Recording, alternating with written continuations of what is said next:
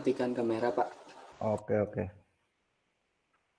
Baik, sudah saya rekam ya, terkait dengan perkuliahan hari ini. Jadi bagi mahasiswa yang bekerja, nanti hasil videonya akan kita rekam ya. Jadi yang tidak hadir supaya nanti ketika ada waktu luang untuk bisa menyimak hasil perkuliahan hari ini ya. Di mana nanti perkuliahan saya upload di YouTube.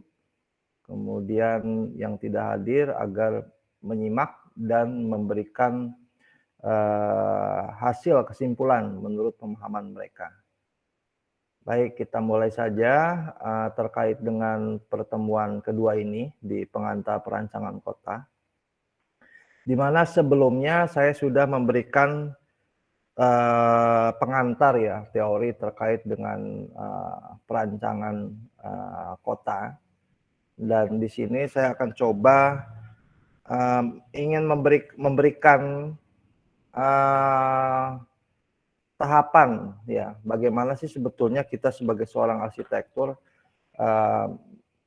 tahapan-tahapan yang harus kita lalui di dalam merancang sebuah perancangan kota, seperti itu. Dan ini saya sudah menyiapkan materinya terkait dengan salah satu contoh studi yang telah dikerjakan ya, dan ini mudah-mudahan menjadikan kalian untuk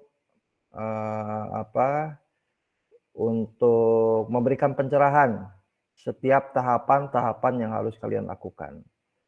Sebelumnya, bagi yang tidak bekerja, silakan di videonya dimunculkan biar enak kita perkuliahannya ya. Silakan yang lainnya yang belum, silakan dimunculkan videonya.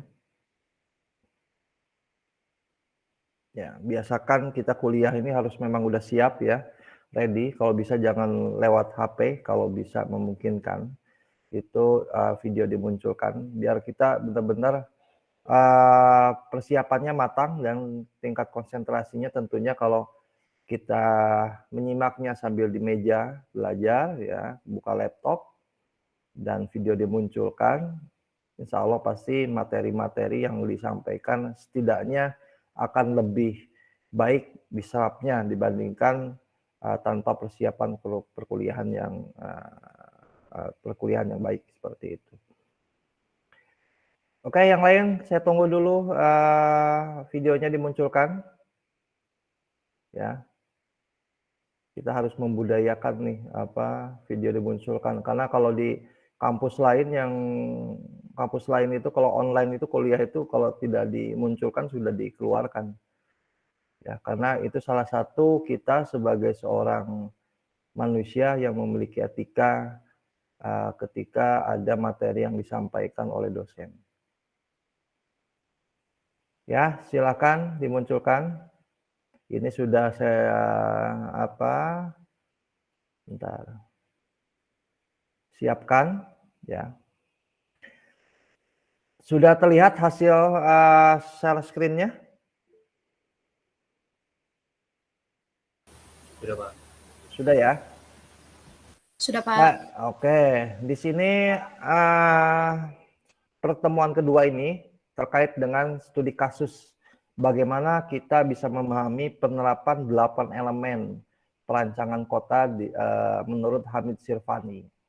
Ya, ada menurut Lins, ada juga Hamid Sirvani. Nah, di sini sebagian besar rata-rata 8 elemen perancangan kota Hamid Sirvani yang biasa dilakukan untuk memperkuat identifikasi, ya, analisis dalam perancangan ketika nanti kalian akan membuat sebuah konsep perancangan kota seperti itu. Dan ini mohon disimak baik-baik, yang tidak mengerti tolong dipahami ya, ditanyakan karena nanti saya minta satu kelompok maksimal 3 orang ya membentuk kelompok mencari wilayah-wilayah yang menurut kalian masing-masing kelompok itu layak untuk dirancang kawasan kotanya seperti itu. Bentar, saya coba izinkan dulu ada yang masuk. Oke, kita mulai ya di sini. Sesuai dengan apa yang saya sampaikan di pertemuan pertama bahwa ada 8 elemen perancangan kota, ya. Menurut Hamid Sirvani, yaitu tata guna lahan, bentuk massa bangunan, sirkulasi dan parkir, ruang terbuka, area pendestrian, penandaan, pendukung kegiatan, dan preservasi. Seperti itu. Nah, untuk jenis-jenis perancangan kota, ya apa saja sih sebetulnya jenis-jenis perancangan kota? Ya, jadi untuk perancangan kota itu saya tidak lupa satu slide lagi seharusnya. Jadi bisa kalian rancang, identifikasi kawasan-kawasan mana, zona-zona mana yang memiliki pusat kegiatan kegiatannya sangat tinggi. Ya, misalkan kalian ingin mengidentifikasi merancang kawasan zona perdagangan, ya, atau kalian ingin identifikasi ada masalah nih di kawasan permukiman, ya, di pusat kota misalkan, itu bisa merupakan bagian di dalam perancangan kota. Ataupun perkantoran, ya, zona perkantoran itu bisa kalian lakukan untuk merancang sebuah perancangan kota. Ataupun ya kawasan-kawasan olahraga, ya, kawasan-kawasan pendidikan dan sebagainya, yang dimana semua hal tersebut berada di lokasi wilayah yang sangat padat, yang crowded, ataupun pusat-pusat kegiatan yang memang merupakan sentralnya bagi masyarakat untuk melaksanakan kegiatannya seperti itu. Dan untuk setelah kalian memilih lokasinya, maka 8 inilah yang harus kalian identifikasi, harus kalian gali terlebih dahulu, ya, isu dan masalahnya seperti itu. Nah, di sini saya akan mencoba, ya, supaya kalian lebih memahami alur tahapan dalam merancang kota. Di sinilah saya akan coba memberikan tahapannya bagaimana merancang kota dari mulai identifikasi.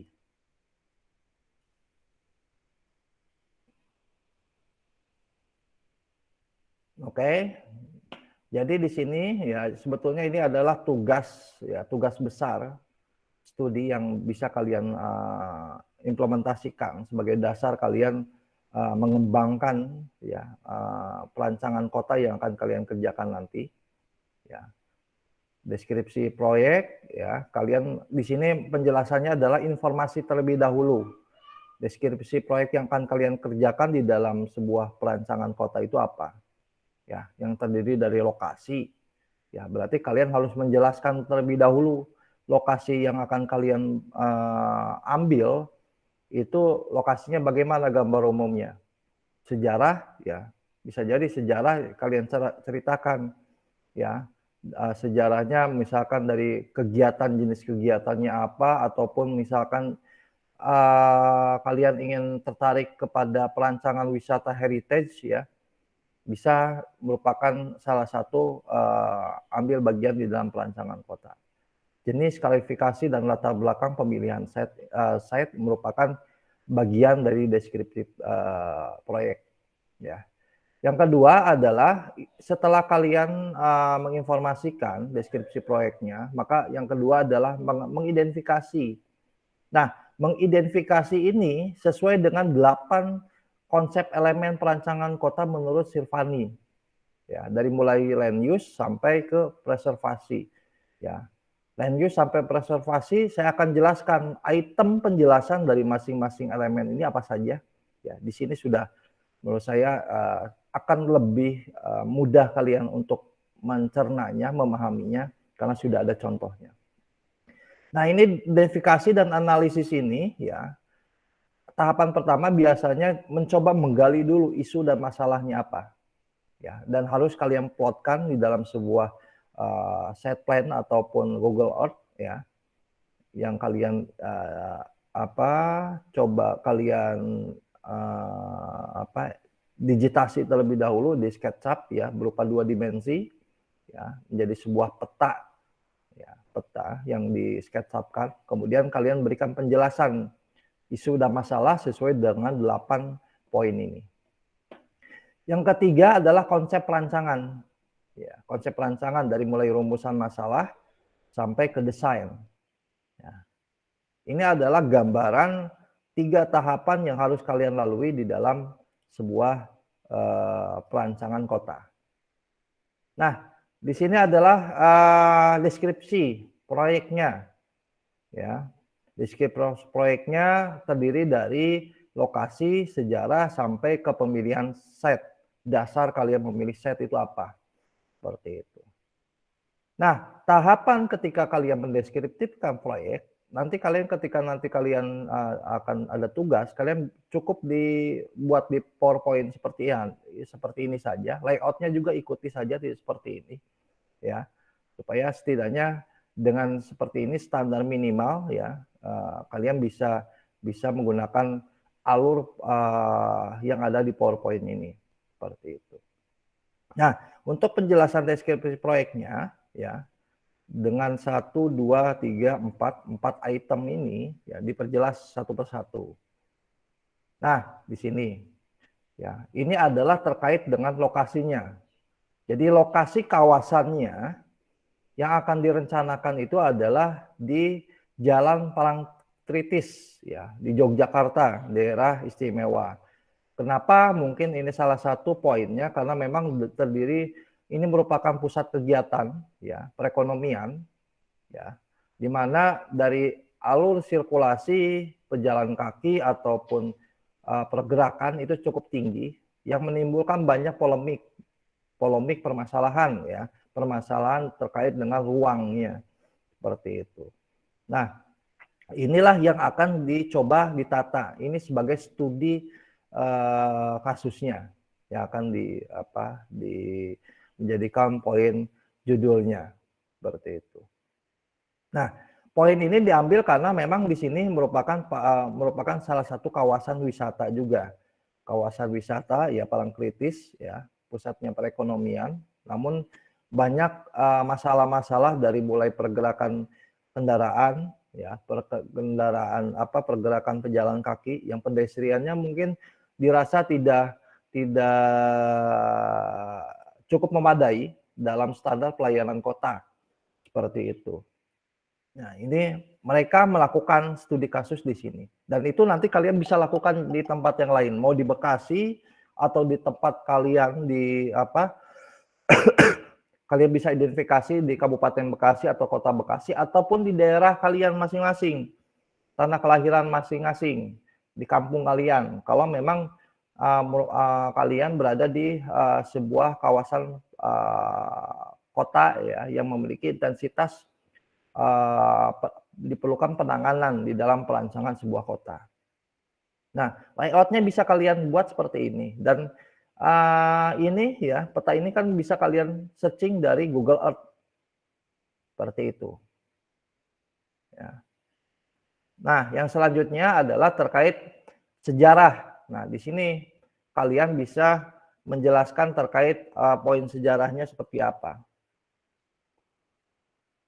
Nah, di sini dilihat, ya, dari tahun ke tahun, ya. Kalau memang memungkinkan dibuat seperti ini. Ya, salah satu contohnya kalau studi kasusnya di Kota Bandung itu ada Dago, ya. Kawasan Dago itu merupakan, kalau sekarang ini merupakan kawasan wisata perdagangan, ya, perekonomian, di mana bangunan-bangunan bersejarah itu dipertahankan, bangunan-bangunan Belanda, di mana dijadikan sebuah objek wisata, seperti itu. Dan bangunan-bangunan tersebut tidak boleh dirubah fasadnya, namun hanya direnovasi sesuai dengan, tanpa menghilangkan ciri khas dari bangunan yang bersejarah tersebut, seperti itu. Nah, ini salah satu contohnya. Mungkin kawasan ini di Parangtritis ini memang suatu jalur pergerakan yang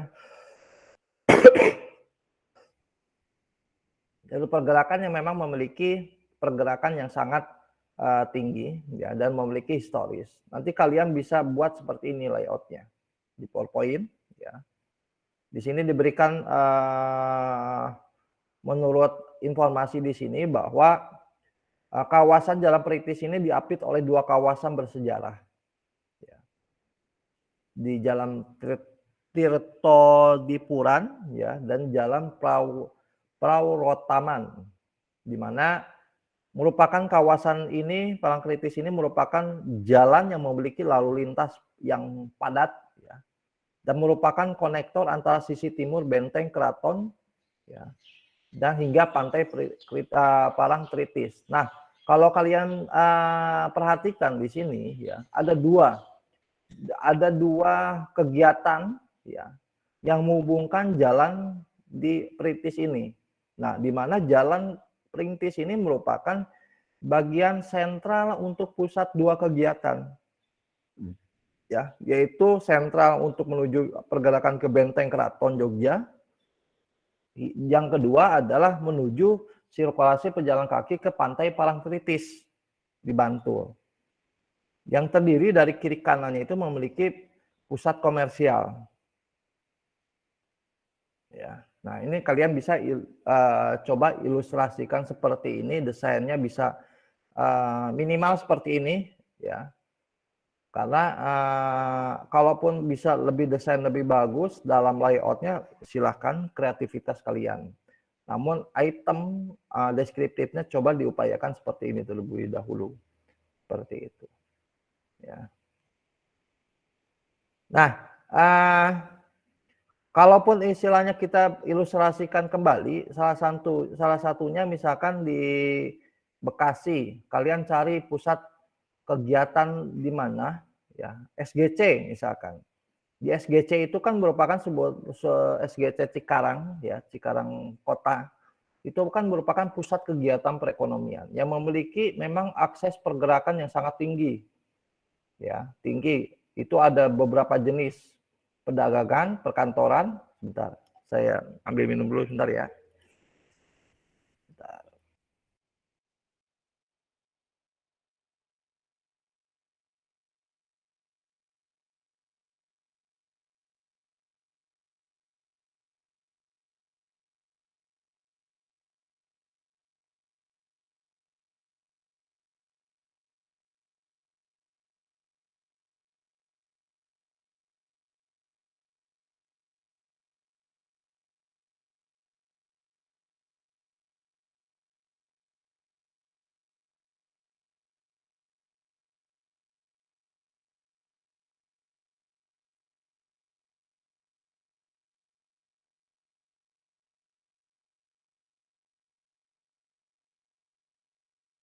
Oke, kita mulai lagi. Salah satu contohnya misalkan di SGC, ya, di mana SGC ini merupakan pusat sentralnya kegiatan. Ya, pertama bisa pusat kegiatan sentralnya perdagangan, ya, karena terdiri dari beberapa titik mall, ya, ada mall SGC, ada juga pasar, ya, ada juga perhubungan, jasa, ya, terminal dan sebagainya, dan pertokoan. Nah, itu merupakan bisa dijadikan salah satu contoh terkait studi yang akan bisa kalian ambil. Seperti itu. Nah, kalian jelaskan seperti ini. Kenapa dasar kalian mengambil kawasan SGC yang bisa kalian tata dalam perancangan kawasannya. Seperti itu. Nah, ya, ilustrasinya bisa seperti ini, misalkan pergerakannya, jalur pergerakannya menghubungkan beberapa kawasan, misalkan ke terminal, kemudian ke mall, ke pertokoan. Nah, itu kan ataupun perkantoran, mungkin di sana ada perkantoran juga. Nah, di sana kan kalian bisa melihat bahwa di kawasan tersebut terdiri dari beberapa jenis kegiatan. Ya, sehingga memang kalian lihat sendiri ya bahwa kawasan di SGC itu sangat crowded ya, pergerakan standar pelayanan kotanya pun tidak layak ya. Ya, karena kenapa? Dari sisi estetika pun sudah terlihat bahwa kawasan tersebut kumuh dan sebagainya. Misalkan ada pedestriannya pun tidak memiliki standar pelayanan yang nyaman untuk pejalan kaki maupun keselamatan untuk pejalan kaki. dan sebagainya. Nah, itu merupakan bisa yang kalian ambil di dalam poin untuk bagaimana merancang sebuah kawasan perkotaan. Nah, itu bisa kalian isi di sini, kalian foto hasilnya. Ya, kalau kalian di Bekasi bisa kalian survei langsung, ya, supaya kalian belajar juga memahami, mengamati secara langsung pengamatan. Ya. Kalaupun kalian ingin merancang untuk kawasan di tanah kelahiran kalian atau kampung kalian, bisa kalian ambil foto-fotonya, bisa dari Google dan sebagainya ya. Kalau Google Earth kan biasanya ada tuh fotonya. Nah, itu bisa kalian lakukan seperti itu. Alangkah baiknya bisa kalian titip misalkan ke saudara kalian dan sebagainya, meminta untuk identifikasi kawasan-kawasan yang akan kalian pilih ya. Permasalahannya seperti apa, minta tolong fotokan dan sebagainya. Ya, itu lebih baik seperti itu. Karena memang alangkah baiknya dalam merancang itu memang suatu kewajiban buat kalian untuk langsung survei. Karena apa? Karena memang supaya bisa memahami masalahnya kalau kalian survei. Seperti itu. Nah, ini kalian jelaskan seperti ini dan kalian coba cari sejarahnya. Kawasan tersebut memiliki sejarah apa? Ya, nanti kalian bisa uraikan seperti ini. Nah, setelah kalian tahu memberikan informasi gambar umumnya, kenapa pentingnya ini menjadikan sebuah kawasan yang akan kalian rancang, ya. Tahap selanjutnya, nah kalian buat seperti ini. Nah, ini poin-poin ini, ya, kalau kalian perhatikan dengan yang ini merupakan Google Earth yang kalian convert terlebih dahulu ke SketchUp. Ya. Ya, SketchUp seperti itu. Di SketchUp dibuat kotak-kotak ya. Ya, seperti ini kan. Ya, dibuat SketchUp ya. Baru kalian setelah selesai seperti ini baru kalian coba zoningkan. Zonakan itu seperti apa? Bisa zona terkait dengan karakteristik zona-zonanya. Misalkan di SGC itu terdiri dari beberapa kegiatan. Kalian zoningkan. Misalkan zona untuk kawasan perdagangan, terdiri dari mall dan sebagainya. Kemudian ada zoning terkait dengan perkantoran, kalian zoningkan seperti itu. Ataupun istilahnya terminal dan sebagainya, itu tidak apa-apa, itu kalian zoningkan seperti itu. Kenapa harus dijonningkan? Supaya kalian bisa menerjemahkan nanti dalam menganalisisnya. Bagaimana kalian mengupayakan ya mencoba memberikan sebuah analisis sesuai dengan zona masing-masing untuk fasilitas standar pelayanannya. Salah satu contohnya adalah zona ketika ini merupakan yang tengah ini merupakan misalkan zona perdagangan ya. Maka untuk sirkulasi pergerakan, maka kalian harus menyiapkan pergerakan untuk kawasan perdagangan. Seperti itu. Kalian harus cari dulu referensinya. Ya, standar pelayanan untuk kawasan zona perdagangan itu apa saja. Ya. Nanti kalian akan keluar item-item yang harus disiapkan. Nah, misalkan di sebelah kirinya ini adalah merupakan zona kawasan permukiman. Nah, tentunya standar pelayanan ya pelayanan sarana prasarana untuk zona permukiman dan perdagangan itu berbeda. Seperti itu.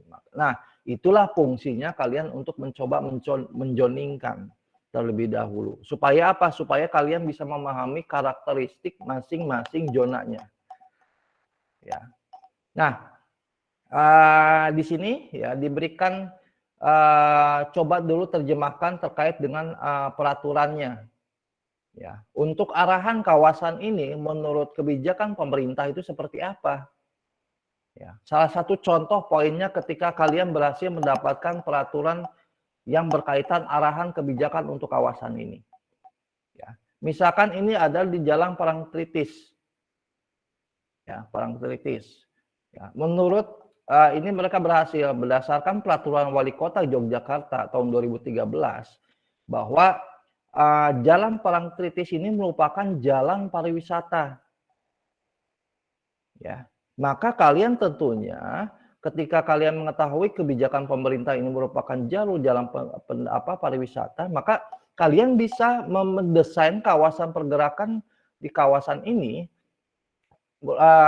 dijadikan desain untuk pergerakan standar pelayanan untuk pariwisata, ya. Makanya banyak kalau kalian perhatikan di zona-zona pergerakan kawasan koridor, ya, di wisata-wisata itu kan memiliki ciri khas kultur daerahnya masing-masing, ya. Contoh kalau kalian ke Bandung, ya, kembali lagi ke Dago ataupun ke alun-alun, itu memiliki pedestrian, ya, dengan sarana prasarana yang memiliki ornamen-ornamen khas Bandung, ya, dari mulai lampunya, kemudian pedestrian pun dibuat dengan material granit atau batu alam dan sebagainya. Supaya apa? Supaya bisa menciptakan kawasan yang memang menjadikan sebuah koridor wisata.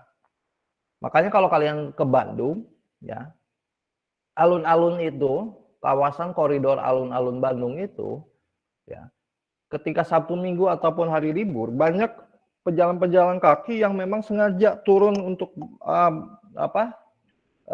ke pedestrian untuk sekedar foto-foto dan sebagainya. Ya, karena kenapa? Karena memang didesain menjadikan sebuah kawasan pariwisata. Seperti itu. Nah, kalau seperti itu kalian bisa seperti Bandung, berarti kalian sudah berhasil untuk menciptakan kawasan desain koridor wisata di kawasan tersebut. Nah, inilah yang kalian harus terapkan ketika kalian memilih kawasan. Kalian harus identifikasi dulu arahan pergerakan ini, koridor ini, atau karakteristiknya lah. Kalau Kabupaten Bekasi itu memang sulit untuk mendapatkan, ya. Kalian harus survei harus datang langsung ke dinasnya, ya, untuk meminta arahannya seperti apa berdasarkan peraturannya. Kalaupun tidak mendapatkan, kalian bisa mengambil keputusan dengan melihat karakteristik kawasan tersebut. Kalau karakteristiknya kawasan tersebut merupakan kawasan perdagangan, maka kalian bisa membuat konsep pergerakan koridor tersebut adalah kawasan perdagangan. Kalian pikirkan dan cari studi presiden koridor-koridor untuk penanganan perancangan kawasan perdagangan. Nah, sedangkan di Parangtritis, ya, ini berdasarkan kebijakannya ada Parangtritis ini koridornya adalah koridor pariwisata. Dengan jalan kolektornya itu adalah jalan lokal. Ya, berarti ini memang diarahkan untuk jalan lokal. Nah, ketika kalian mengetahui jalan lokal, ya, kalian harus identifikasi kriteria jalan lokal itu standar pelayanannya seperti apa. Ketika saya minta kalian merangkum SNI, ya, di perumahan permukiman, itu saya minta individu masing-masing membuat rangkuman SNI. Di jalan lokal, kalau mengenai jaringan jalan, yang mengerjakan jaringan jalan dan membacanya, pasti akan tahu, oh, jalan lokal itu kriterianya misalkan lebarnya berapa, fasilitas yang harus disediakan apa dan apa. Nah, itu harus kalian identifikasi jalan lokal standar pelayanannya apa. Seperti itu. Nah, kalian jelaskan kemudian setelah mengetahui ini, kalian jelaskan seperti ini. Ya. Ya. Nanti bisa kalian baca, ya, dan implementasikan ke studi kasus kalian. Nah, yang selanjutnya, nah ini seperti yang disampaikan, ya, sebelumnya. Nah, kalau kalian merangkum yang ke bagian mengenai kawasan permukiman, ya, bahwa di sini Parangtritis itu merupakan jalan lokal. Maka untuk jalan lokal, oh, ini terkait ini ya, peruntukannya, ya. Jadi peruntukan lahannya. Kalau untuk peruntukan lahan, maka kalian harus identifikasi dulu. Seperti itu. Untuk kawasan Parangtritis, salah satu contohnya ini, ya, setelah diidentifikasi berdasarkan peraturan, bahwa inilah yang harus kalian ambil ketika kalian menganalisis ataupun merancang kawasan. Seperti itu. Salah satu contohnya, pusat perbelanjaan modern itu KDB-nya adalah 70%. Berarti ya KDB-nya itu dari 100 meter, contohnya 100 meter, maka 70 meternya itu merupakan maksimal untuk membangun bangunannya. 30%-nya ya bisa diimplementasikan ke ruang terbuka ataupun lahan parkir dan sebagainya. Di sini disebutkan 15% harus wilayah sisanya, tanah sisanya itu untuk resapan air. Sisanya mungkin bisa dijadikan untuk tempat parkir dan sebagainya.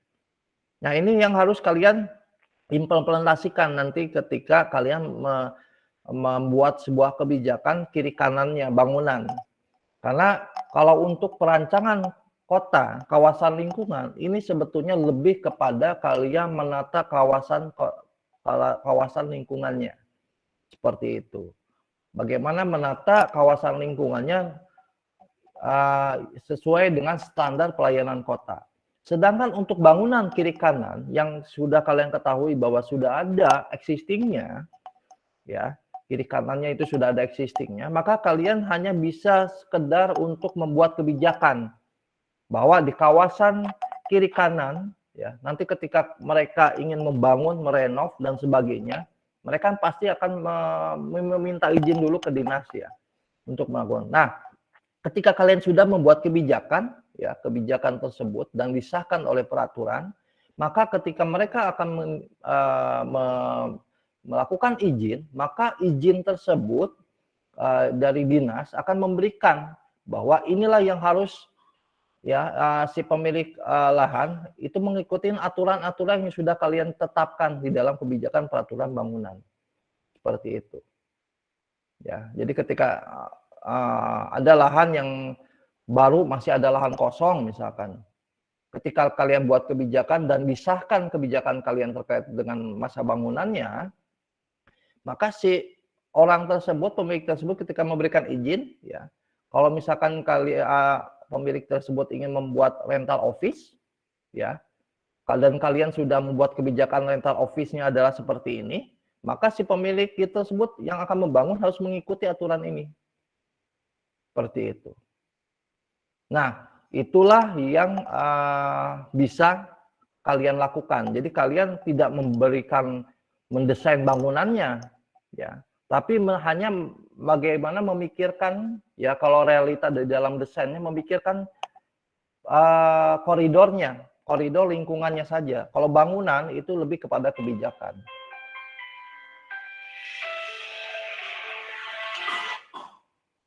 Bentar, ada telepon.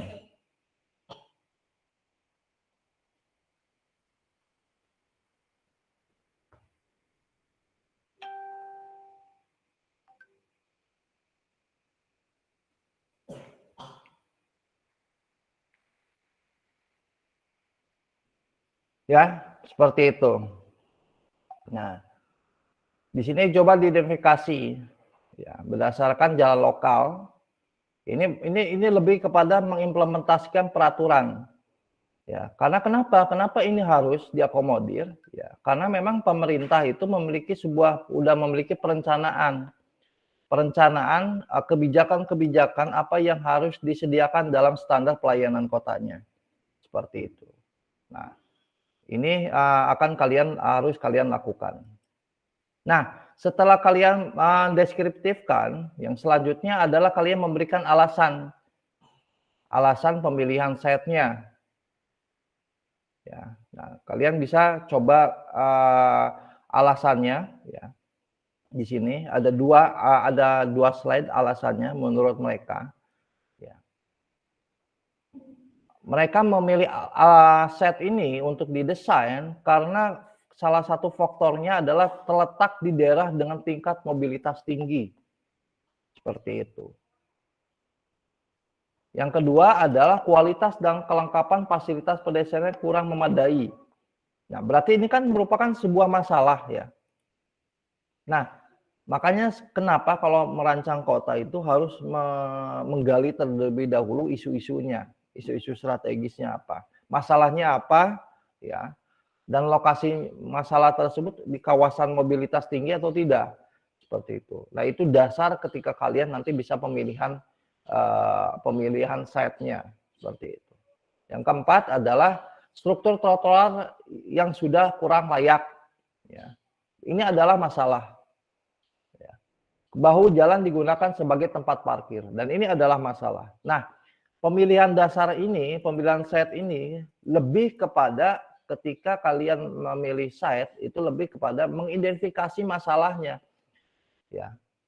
Bahwa kawasan ini, Pak, memiliki pusat sentralnya kegiatan di Kabupaten Bekasi, misalkan SGC, misalkan. Di sana terdiri dari beberapa zona fungsi, ya, dan memiliki banyak masalah, ya, memiliki banyak masalah dan memiliki standar pelayanan yang memang kurang memadai untuk si pengguna kawasan tersebut. Maka saya memilih kawasan tersebut untuk dirancang, ya, didesain lebih baik supaya pengguna kawasan tersebut memiliki standar pelayanan yang memadai, yang nyaman, sehingga pergerakan di kawasan tersebut secara lingkungan enak secara estetika, ya. Permasalahan-permasalahan yang sebelumnya bisa diselesaikan dengan desain yang akan saya buat seperti itu. Itu merupakan dasar pemilihan alasan site, dan kalian coba harus identifikasi hal tersebut dengan seperti ini, ya. Layoutnya bisa buat seperti ini, standar minimalnya. Ya. Jadi saya kembali lagi bahwa kalian ini merupakan seorang arsitek. Ya. Kalau arsitek itu kan seninya itu sangat tinggi, ya. Maka ketika kalian menampilkan layout presentasi, maka kalian memang harus pintar dalam mendesain.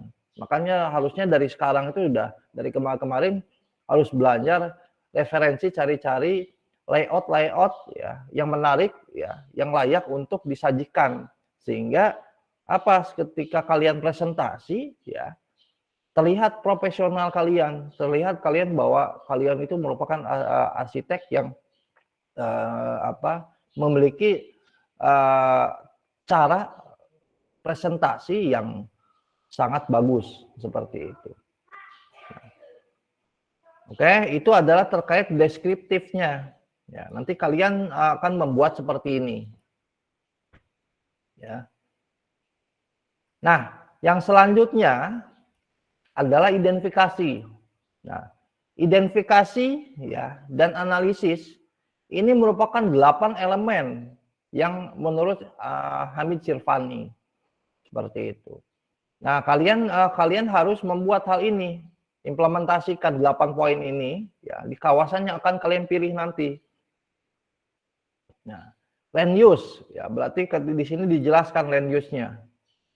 Ya, tata guna lahan, land use. Jadi di kawasan ini, ya jalur ini, kalian harus identifikasi zoning-zoningnya. Seperti itu. Secara existing dulu. Ya, secara existing, ya. Kemudian bisa juga setelah existing kalian analisis.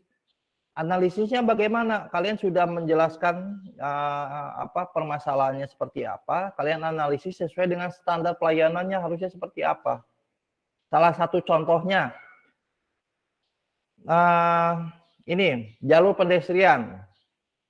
Sebentar, di sini dulu analisisnya. Ya. Area pada sisi barat jalan didominasi dengan pertokoan barang, sedangkan sisi timur didominasi dengan kafe-kafe dan beberapa terdapat restoran. Namun secara keseluruhan area ini merupakan area komersial perdagangan. Karena merupakan area komersial perdagangan, banyak wisatawan yang datang untuk mencari-cari tujuan, sehingga masing-masing toko memiliki hubungan keterkaitan satu sama lain. Ini adalah analisisnya berdasarkan hasil pengamatan di lapangan. Nah, potensinya di sini, ya kalian harus gali potensi kawasan tersebut apa. Ya, ternyata di sini ada 1, 2, 3, 4, 5. Ada 5 potensi.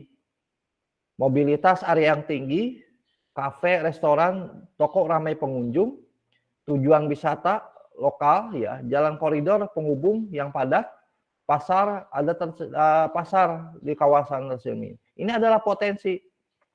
Ya. Nah, kalian coba gali masalahnya apa di sini.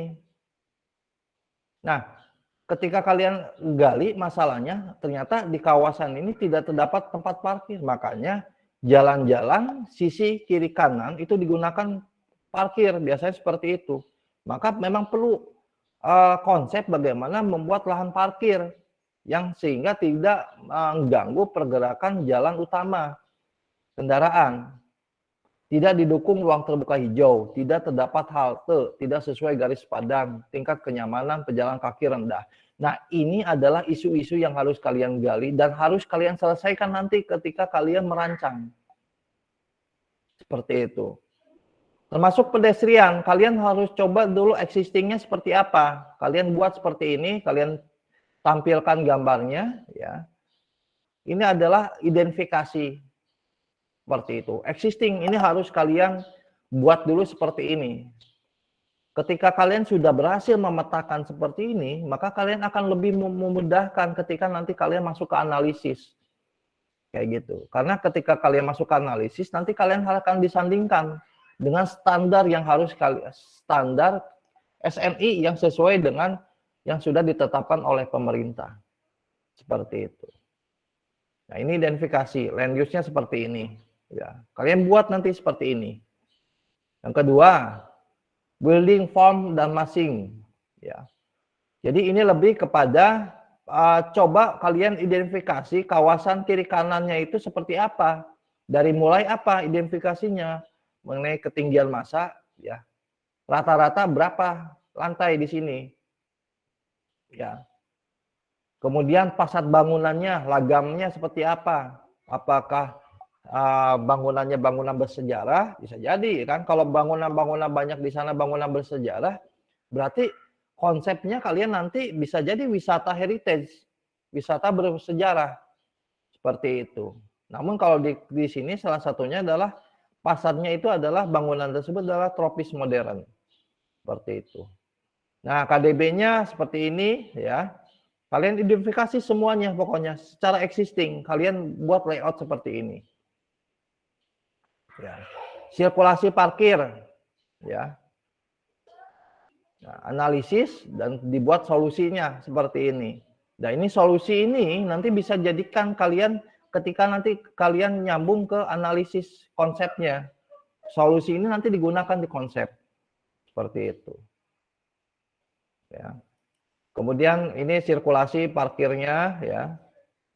Jalannya dua arah, identifikasi. Ya. Open space, ternyata di sini jelaskan area terbuka, ya. Misalkan di sini merupakan yang warna merah, ini adalah analisis permasalahan, merupakan koridor yang padat sehingga tidak terdapat celah atau void yang dapat dimanfaatkan sebagai ruang terbuka.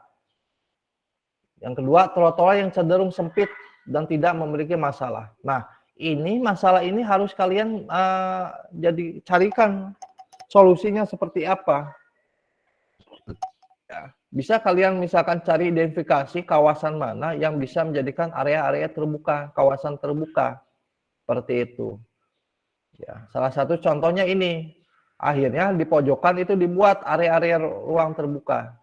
Dan ini merupakan hasil identifikasi. Setelah ada masalah ini, ya, maka kalian pikirkan open space-nya itu area terbukanya di mana yang cocok. Seperti itu, solusinya seperti ini. Ya. Nah, ketika ada masalah di sini yang padat, ya, maka solusinya dibuat areanya di sini. Ya, untuk menyeimbangkan supaya minimal di kawasan ini memang ada kawasan-kawasan yang memang memiliki open space yang baik seperti itu. Yang selanjutnya, activity support, ya. Nah, ini activity support ini adalah lebih kepada penerangan, ya. Salah satu pusat fasilitas lah, fasilitas pendukung kegiatan, ya. Sarana prasarana bisa PJU, ya, trotoar dan sebagainya. Zebra Cross itu merupakan salah satu activity support. Kalian bisa searching activity support itu apa saja jenisnya, ya, yang bisa diimplementasikan di kawasan ini. Seperti itu. Nah, terus sampai ini pedestriannya, ya. Signage, ya. Jadi signage ini kalian coba, ini kan lebih kepada informasi ya, petunjuk arah informasi seperti itu. Di kawasan yang akan kalian identifikasi seperti apa signage-nya, ya. Nah, kalian cari informasi permasalahannya dan carikan solusinya. Jadi 8 poin ini, ya, 8 poin ini adalah terkait dengan identifikasi dan analisis. Identifikasi berarti kalian mengidentifikasi secara existing kawasan tersebut, kalian implementasikan seperti ini. Ya, dibuat seperti ini. Setelah kalian tahu masalahnya seperti apa, coba kalian analisis. Nah, analisisnya harus kalian sesuaikan dengan standar pelayanan kota sesuai dengan elemen masing-masing elemen ini. Ya. Misalkan terkait dengan sirkulasi parking, ya. Kondisi existingnya adalah seperti ini, masalahnya seperti ini, analisisnya harus kalian buat, solusinya adalah sesuai dengan standar pelayanannya. Sirkulasi parkir itu yang baik itu seperti apa? Kalian implementasikan, jadikan sebuah solusi di kawasan ini.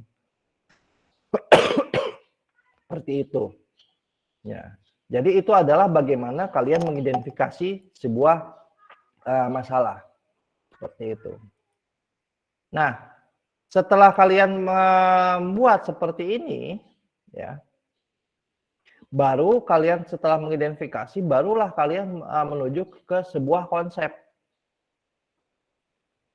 Konsep perancangan. Ya. Konsep perancangan ini dari mana dasarnya? Ya dari analisis dan identifikasi yang udah kalian buat di atas. Seperti itu. Nah, ini adalah tahapannya. Ini adalah tahapan ketika mencari rumusan masalah. Ya.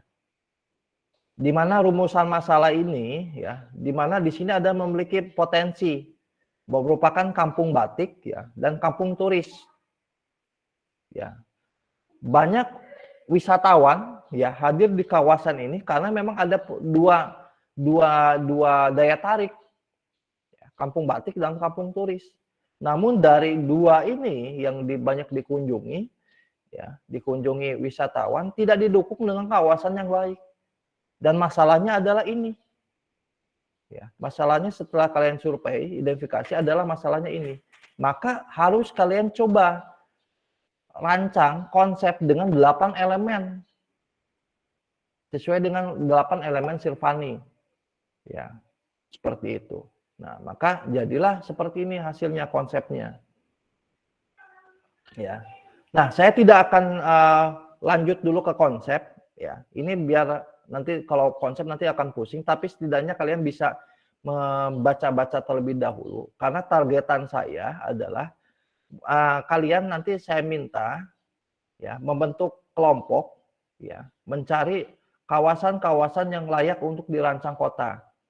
Ya. Dengan minggu depan itu kalian coba buat dulu deskriptif proyeknya saja dulu.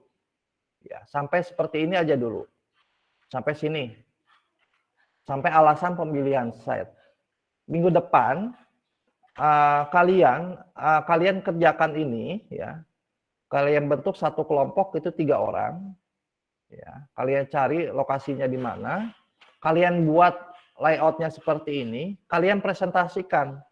Setelah kalian presentasikan, kalian bisa sharekan linknya, presentasikan di YouTube masing-masing, masing-masing individu kalian, ya. Kalian share linknya di kolom komentar di pertemuan ketiga, seperti itu, ya. Nanti setelah saya lihat, ya, minggu depan saya akan memilih mana yang bisa layak untuk dipresentasikan. Seperti itu. Jadi hanya cukup deskriptif proyek saja. Ya, jadi cuma satu, ya, lokasi. Tugas kalian satu mencari lokasi, ya. Yang kedua adalah mengenai informasi, ya. kenapa pemilihan dasar ini dari sisi kegiatannya seperti apa, ya sejarahnya seperti apa, informasi umum lah kawasan tersebut, ya. Kemudian dari dasar kebijakan ya, atau hal yang lainnya yang bisa dijadikan untuk memperkuat kenapa kalian memilih kawasan tersebut. Ya, seperti ini. Sampai ke sini. Jadi cukup 1, 2, 3, 4, 5 slide saja. Saya berikan waktu adalah 1 minggu. Seperti itu. Untuk terkait dengan tugasnya. Karena kenapa saya bertahap seperti ini supaya setiap minggu kalian bisa secara bertahap, tidak langsung jegar banyak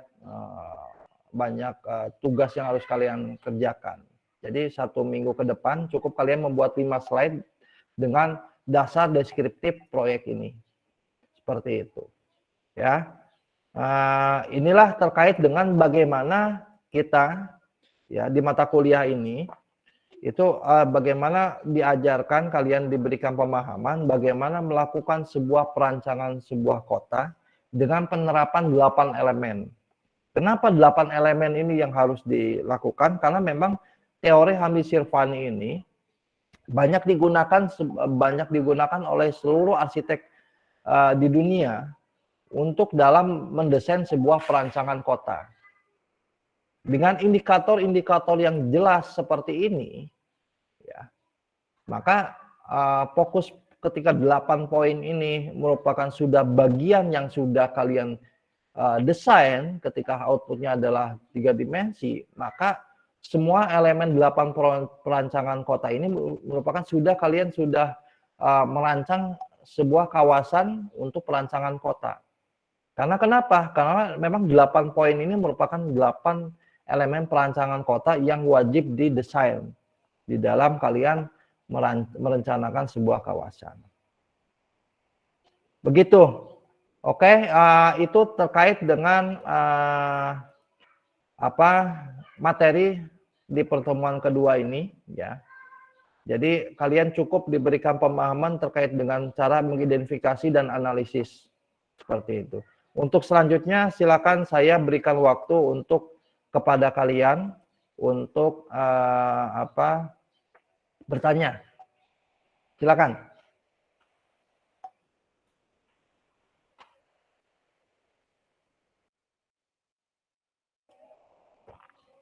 Silakan, ada yang mau bertanya? Dari materi ini? Jelas atau pusing? Atau bingung? Gak usah malu-malu. Arsitek harus berani ngomong.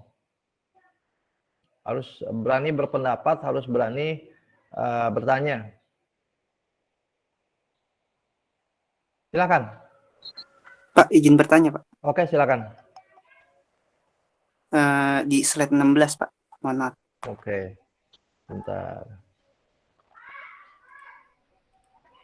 Slide 16. Ya, ini. Area terbuka, bukan? Itu, Pak, terkait ini, area parkir. Itu kalau misalkan di perencanaan itu beda tempat dari yang dari desain perancangan itu tidak terjadi permasalahan, Pak, nanti untuk dari daerah setempat. Nah, ya, jadi kalau untuk melihat sirkulasi untuk parkir ya, jadi kalian harus cari dulu terkait dengan standar parkir. Standar parkir itu biasanya memiliki standar jarak maksimum itu berapa, kayak gitu. Nah itu kalian memang harus cari referensi dulu. Jangan sampai kalian membuat desain karena memang sudah tidak ada lahan lagi, misalkan kalian menempatkan kawasan parkir di jauh dari kawasan wisata ini. Seperti itu. Tidak bisa seperti itu. Jadi memang kalaupun tidak dipaksakan, ya mau tidak mau pemerintah daerah itu memang harus membeli lahan ya di kawasan yang tepat untuk kawasan parkir tersebut. Supaya apa? Supaya memang fungsi parkirnya itu sesuai dengan peruntukannya. Kalau dekat kan berarti nanti dekat dengan kawasan tersebut, maka akan ditergunakan. Akan mubazir rasanya ketika kalian pemerintah misalkan membuat lahan parkir jauh dari pusat kegiatannya. Seperti itu. Akhirnya apa? Kembali lagi bahwa badan jalan itu digunakan untuk lahan parkir. Jadi kalau pertanyaannya seperti itu, maka harus dilihat dulu standar ketentuan untuk jarak ya parkir menuju ke pusat kegiatan itu berapa. Gitu, Mas. Kalau misalkan tidak ada lahan yang cukup bagaimana itu, Pak? Jadi apakah harus mengambil dari perancangan desain itu atau gimana, Pak? Kalian bisa mengusulkan kebijakan dengan membeli lahan bangunan yang ada seperti itu. Seperti itu biasanya. Oke, Pak. Terima kasih. Oke. Karena banyak ya juga pemerintah itu yang tidak mau mengeluarkan biaya untuk seperti itu. Akhirnya mencari biaya yang lebih murah dengan lahan di luar zonanya. Akhirnya memang lahan parkirnya tidak terpakai karena memang kultur kita di sini ya kebanyakan itu kan beda dengan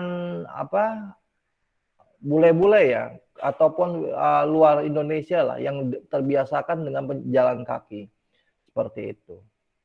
Jadi lebih kepada sisi kebijakannya kalian memberikan alternatif lahan ya. Misalkan lahan di luar zona. Nanti kalian identifikasi kalau kalian memilih ini kelemahannya misalkan lahan parkir tidak terguna sesuai dengan fungsinya karena jarak terlalu jauh. Sehingga kalian merekomendasikan mencari lahan yang memang dari sisi bangunannya itu bisa dibeli oleh oleh pemerintah.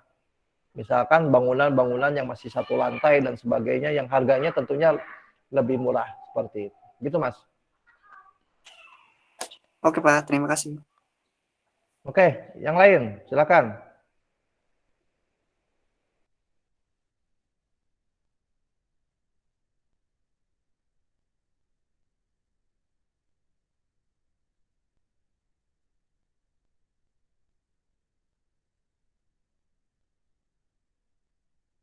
Oke, bagaimana yang lain?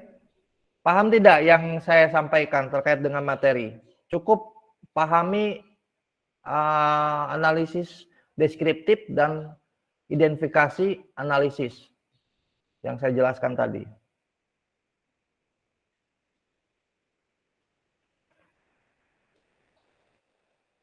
Yang angkat tangan siapa? Jamrud Aryan Dika.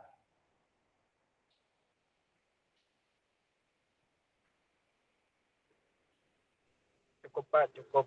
Cukup. Oke, silakan Putri. Silakan Putri. Assalamualaikum, Pak. Waalaikumsalam. Ya, Putri. Izin bertanya, itu untuk lokasinya terserah apa gimana, Pak? Terserah, silakan mau di Kabupaten Bekasi, Kota Bekasi, ataupun di kampung masing-masing, nggak apa-apa.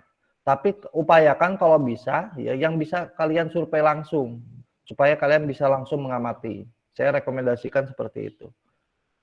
Gitu. Yang penting adalah memang kawasan-kawasan yang memiliki pergerakan yang tinggi, pusat kegiatan yang tinggi. Contoh pasar nggak apa-apa, koridor pasar itu bisa kalian ambil studi kasus. Perkantoran ataupun kampus boleh. Kampus kita ini kan jalan rayanya di depan kampus itu bisa jadikan koridor kawasan pendidikan, bisa itu identifikasi. Seperti itu. Putri. Baik, Pak. Terima kasih. Oke. Silakan yang lain.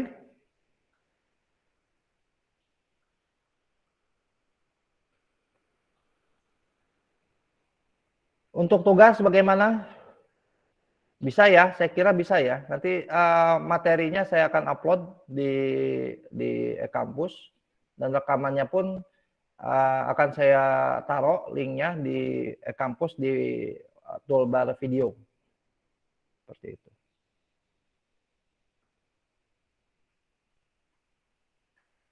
Kalau tidak ada pertanyaan, ya, saya minta hari ini untuk ini untuk seluruh peserta buat kelompok ya. Nama-namanya terlebih dahulu ya. Hari ini nama-namanya terlebih dahulu satu kelompok maksimal 3 orang. Kenapa 3 orang? Kenapa tidak 5 orang? Karena saya ingin memang benar-benar maksimal dalam pengerjaannya. Karena terlalu banyak orang di dalam tim itu akan membuat ya banyak yang tidak bekerja akhirnya, numpang nama saja. Jadi saya buatkan maksimal 3 orang. Seperti itu. Kalian survei, cari setelah terbentuk kelompoknya 3 orang, kalian silakan diskusikan wilayah mana yang akan kalian identifikasi, ya. Kemudian nanti kalian survei, ya. Bahannya tentunya kalian harus Google Earth dulu.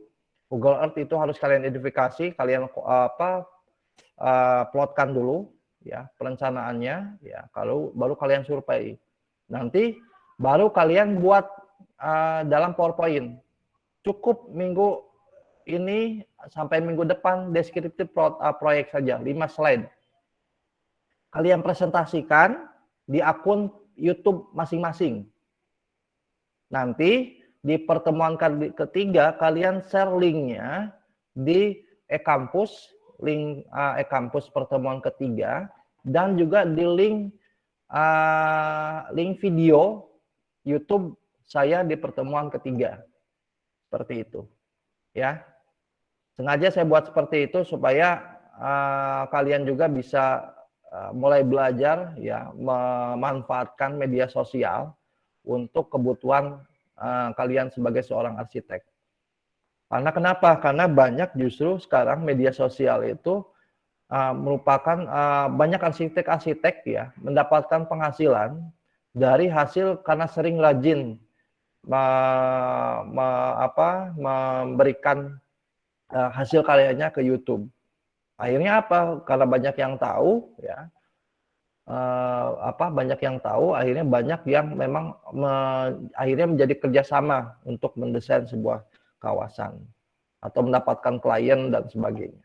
Seperti itu. Ya, mudah-mudahan dengan mulai sekarang rajin kalian membuat YouTube yang berkaitan dengan arsitektur, ya, kedepannya itu menjadikan investasi buat kalian ketika nanti kalian lulus. Seperti itu. Oke, silakan. Saya tanya dulu terkait dengan tugasnya. Bagaimana? Sanggup tidak terkait tugasnya minggu depan? Pak, maaf Pak, mohon Oke, silakan. lagi, tolong diulangi lagi Pak. Tugasnya seperti apa? Suara Bapak patah-patah di sini. Oh, patah-patah. Baik, saya coba sharekan dulu ya.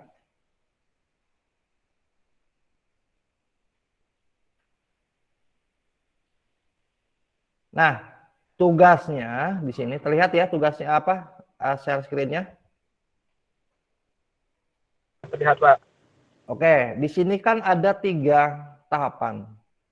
Deskriptif proyek, ya, identifikasi analisis, dan konsep perancangan.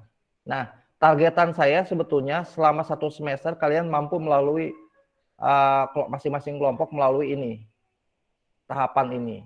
Nah, minggu depan saya minta kalian fokus ke ini saja dulu, deskriptif proyek. Terdiri dari 5 slide. Yang pertama lokasi, sejarah, jenis, klasifikasi, dan latar belakang pemilihan site. Ya. Nah, ini adalah ilustrasinya yang harus kalian kerjakan nanti di kelompok. Ya, terkait dengan pemilihan site ya. Ini gambar bisa dari Google Earth ya. Ya. Layoutnya bisa buat seperti ini, buat semenarik mungkin slide-nya. Kayak gitu. Jangan asal-asalan. Yang penting secara estetika itu enak dilihat. Seperti itu. Dan gambarnya pun jelas seperti itu. Jangan buram dan sebagainya. Jadi ketika kopas, jangan lupa. Ketika kalian kopas Google Earth, itu jangan pastenya itu jangan paste biasa. Tapi paste spesial. Ambil JPEG. Supaya apa? Supaya hasil gambarnya tidak buram. Seperti itu. Yang kedua adalah terkait dengan ini, informasi sejarah. Nah, nanti kalian bisa baca ya materinya, nanti akan saya sharekan ya. Informasinya terkait ini. Di lokasi yang akan kalian buat ya. Kemudian ini. Nah, ini ya, gambar ini adalah sebetulnya hasil dari gambar Google Earth ini. Google Earth ini kalian pastekan ke SketchUp ya. Kalian digitasi ya. Buat semenarik mungkin bisa terlihat lebih enak dilihat seperti itu. Nah, dibuat joining seperti ini, joining kegiatan. Jangan ilustrasi seperti ini. Yang selanjutnya adalah ini. Ya, ini adalah terkait dengan kebijakan.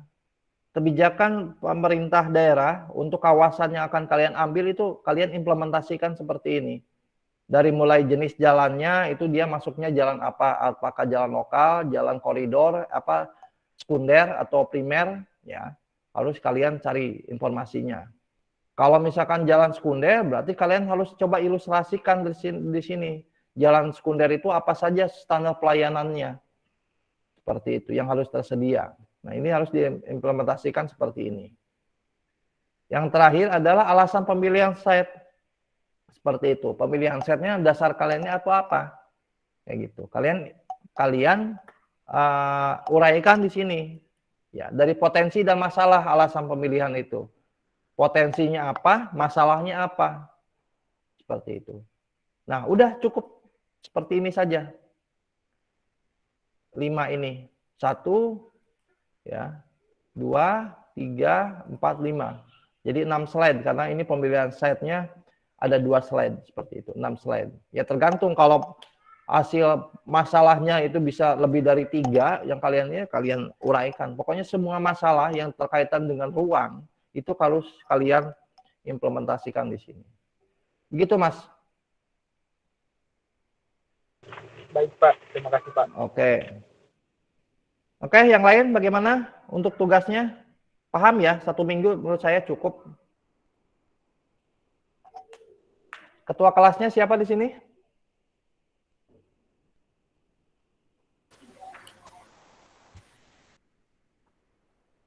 Ketua kelasnya siapa? Bang Efrizal, Pak. Iya, Bang Efrizal, Pak. Ada nggak, hadir nggak?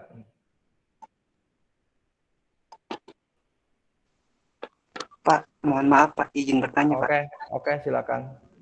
Terkait yang tugas ini nanti kan untuk output terakhir itu untuk dibangun apa ya Pak? Itu kawasannya. Kawasan apa Pak? Jadi, coba saya share screen lagi. Sengaja memang belum saya jelaskan supaya kalian tidak bertahap lah untuk ininya, untuk memahaminya. Jadi outputnya adalah seperti ini. Nanti di pertemuan 10 ke atas, itu kalian mendesain bangunan seperti ini. Ini kan konsep ya, konsep perancangan ya. Makanya saya belum jelaskan. Nah, seperti ini. Jadi hasilnya kalian desain kawasan tersebut. Lama apa dia aku deh? Begitu. Dari desain fasad bangunannya, ya. Tinggal kurang tanggal 30 doang. Ya. Street furniture-nya dan sebagainya. Satu tanggal apa sih? Itu Mas. Berarti untuk kawasan perbelanjaan Pak? Atau menyesuaikan? Menyesuaikan sesuai dengan lokasi yang kalian pilih. Kalau makanya kalian harus identifikasi dulu di sebuah kota, itu kegiatan-kegiatan apa yang memiliki aktivitas yang tinggi. Tadi kan saya contohkan SGC, itu bisa jadi judul. Oke Pak. Ya, ataupun kawasan pendidikan, bisa, sebagainya. Seperti itu, ya. Oke Pak, terima kasih. Oke. Pak, izin bertanya. Oke, silakan. Kalau TOD sama nggak Pak sama kawasan yang tugas Bapak? TOD itu bisa. TOD itu adalah fungsinya adalah untuk mencari salah satu fungsinya adalah untuk memahami pergerakan misalkan pedestrian. Untuk mengetahui seberapa luasnya pergerakan lebarnya pedestrian itu bisa dilihat dari hasil TOD. Nah, TOD ini sebetulnya adalah mencari titik-titik pergerakan puncaknya itu di mana. Makanya perlunya namanya zoning. Diperlukan zoningnya. Misalkan ada di kawasan, saya sharekan dulu ya. Saya coba ilustrasikan terkait ininya.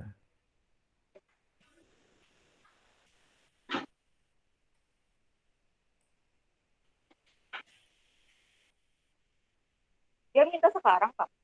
Nah, Pak, ya, ini. Bentar. udah nanyain Senin aja gitu, Pak. Udah mau pulang. Nah, ini adalah misalkan zona-zonanya. Jadi untuk menghitung TOD, itu kalian harus memplotkan zoning-zoning yang dulu, karakteristiknya. Kalau misalkan ini adalah kawasan permukiman, ya sudah kalian coba. Ini karakteristiknya adalah zona permukiman. Ini perdagangan dan sebagainya. Nah, TOD itu adalah ingin melihat karakteristik pergerakan dari masing-masing zoning ini. Contoh, permukiman. Ini pergerakannya kemana sih? Ya, apakah ke sini? Ya, ke sini? Ya, titik pusatnya. Begitu juga perdagangan kemana? Nah, dari jalur-jalur pergerakan tersebut, kalian harus menyiapkan fasilitasnya. Fasilitasnya dari apa? Dari pedestriannya. Berapa lebar yang seharusnya dari jumlah pejalan kaki yang selalu setiap hari melewati jalan tersebut. Fasilitas sarana prasarananya, lampu, halte, dan sebagainya. Nah, itu merupakan bagian. Dan TOD itu adalah salah satu bagian juga di dalam kawasan perkotaan. Terkait dengan pergerakan manusianya, di mana pergerakan manusianya tersebut ya akan menimbulkan suatu masalah, ya bisa jadi ada masalah, dan masalah itu harus diselesaikan seperti itu dengan sebuah desain gitu. Baik, Pak. Terima kasih. Oke, bagaimana yang lain? Kalau tidak ada ketua kelasnya di sini, nanti yang ada di sini ya tolong koordinir ya. Kelompoknya berapa orang jadinya, satu kelas ini dibagi 3 orang, itu berapa? Saya minta sharekan di grup nama-namanya. Nama-namanya aja dulu. Besok, hari ini kalian diskusikan. Besok paling telat sampai malam, kalian cantumkan lokasinya di mana setelah hasil diskusi kalian. Begitu. Ya, baru nanti running ketiga, baru kalian mulai jalan untuk identifikasi kawasan yang sudah kalian pilih. Begitu. Baik, Pak. Oke. Bagaimana yang lain? Cukup jelas ya menurut saya ya. Oke, jangan lupa nanti kalau sudah selesai kalian rekam di video dan upload di YouTube masing-masing. Seperti itu. Dan sharekan di kolom komentar dan kolom komentar e-kampus dan kolom komentar YouTube saya, seperti itu. Nanti akan saya pilih mana yang layak untuk dipresentasikan minggu depan. Begitu. Oke, cukup sekian dulu ya. Menurut saya ya, udah jelas ya. Ya, Pak. Baik, terima kasih semuanya. Mudah-mudahan di hari ini ada manfaat yang bisa, ilmu yang bisa kalian dapatkan. Ya, bertahap, nggak usah banyak-banyak dulu ya. Tiap pertemuan kalau kalian ikuti apa yang saya sarankan ya, kalau minggu depan adalah harus selesai deskriptif proyek, selesaikan itu. Kalau kalian ikuti, insya Allah tidak akan berat rasanya untuk membuat memenuhi mata kuliah ini nanti di UAS-nya, seperti itu. Baik, terima kasih. Assalamualaikum warahmatullahi wabarakatuh. Waalaikumsalam warahmatullahi wabarakatuh. Oke, terima kasih semuanya ya. Ya, Pak. Ya, Sama-sama. sama-sama.